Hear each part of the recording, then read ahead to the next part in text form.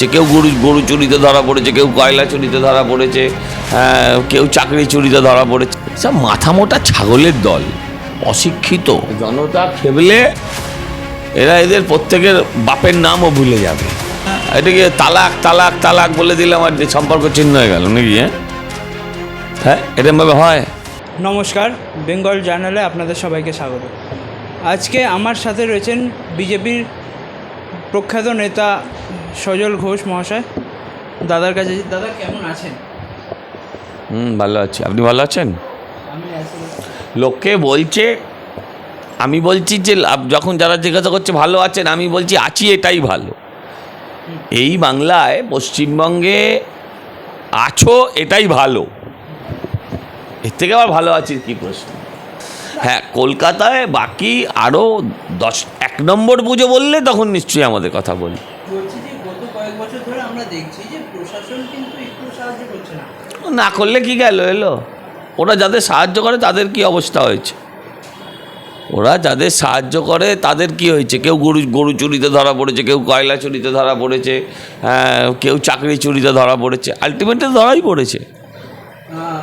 গরু চুরিতে দাদা অনুব্রত মণ্ডল আর সুকন্যা মণ্ডল দুজনেই জামিন পেয়ে রয়েছে। তো 7 বছর এই কেসে সর্বোচ্চ শাস্তি 7 বছর। 2 বছর খেটেছে, আর কতদিন জামিনে না পেয়ে থাকবে? এটা স্বাভাবিক। এতে রাগ করলে হবে না। আমরা রাগ করছি কারণ আমরা গরু চোরকে আমাদের সমাজের মধ্যে দেখতে চাই না, তাই। কিন্তু আইনের ক্ষেত্রে এটা অত্যন্ত স্বাভাবিক। ডাক্তারকে ধর্ষণ করে খুন করা হয়েছে। ইতিমধ্যে সন্দীপ ঘোষ তিনি গ্রেপ্তার হয়েছেন। এই নিয়ে কী বলবেন? তিনি তো বলেছিলেন যে খুন হয়েছে সে তার আমি বলবো আইন পাল্টে সন্দীপ ঘোষকে শ্যামবাজার 5 মাথার মোড়ে নিয়ে এসে ক্রেনে করে ঝুলিয়ে দেওয়া উচিত।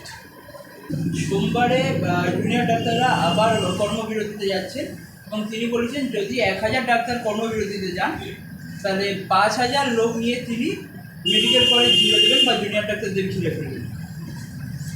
সব মাথা মোটা ছাগলের দল, অশিক্ষিত। এরা নিজেদের কি মোগল সম্রাট হুমায়ুন ভাবে? জনতা খেবলে না, হ্যাঁ, জনতা খেবলে এরা এদের প্রত্যেকের বাপের নামও ভুলে যাবে। মানুষ এরা শুধু শুধু জনতাকে খেপাচ্ছে।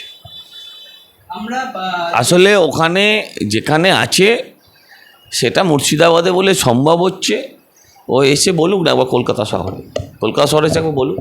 আমরা দেখেছি যে যখন নবান্ন অভিযান হয়েছিল তারপরে ভারতীয় জনতা পার্টির তরফ থেকে একটা বন্ধের ডাক দেওয়া হয়েছিল এবং সেখানে আমরা দেখেছিলাম যে আপনি সেই বন্ধের সমর্থনে শিয়ালদায় গেছিলেন এবং তারপরে দেখলাম যে আপনাকে বাড়ি থেকে পুলিশ নিয়ে গেল লালবাজারে। মাঝে মাঝেই নিয়ে যায়, এটা তো আমরা মাঝেই নিয়ে যায়। এর আগেও দেখছি দরজা ভেঙে নিয়ে যাওয়া হয়েছে। তো বারবার কেন সজল ঘোষই টার্গেট? না সজল ঘোষ না, এরকম অনেককেই নিয়ে যায়, ভালোবাসে তাই নিয়ে যায়। হ্যাঁ, ভালোবাসা হয়তো। কী বলবো এদের? এগুলো পুলিশ।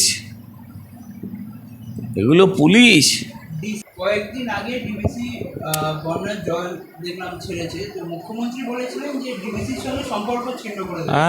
এটাকে তালাক তালাক তালাক বলে দিলাম আর সম্পর্ক চিহ্ন হয়ে গেল নাকি? হ্যাঁ, এরকমভাবে হয়? আরে ডিবিসির সঙ্গে সম্পর্ক ছিন্ন করলে পার্লামেন্টে গিয়ে কথা বলতে হবে, বিধানসভায় কথা বলতে হবে। ডিবিসির সঙ্গে সম্পর্ক ছিন্ন করতে গেলে পার্লামেন্টে যেতে হবে। এরমভাবে পাগলামি হতে পারে, এরমভাবে সম্পর্ক ছিন্ন। আর ডিবিসির সঙ্গে সম্পর্ক ছিন্ন হলে 8টা জেলা অন্ধকারে ডুবে যাবে।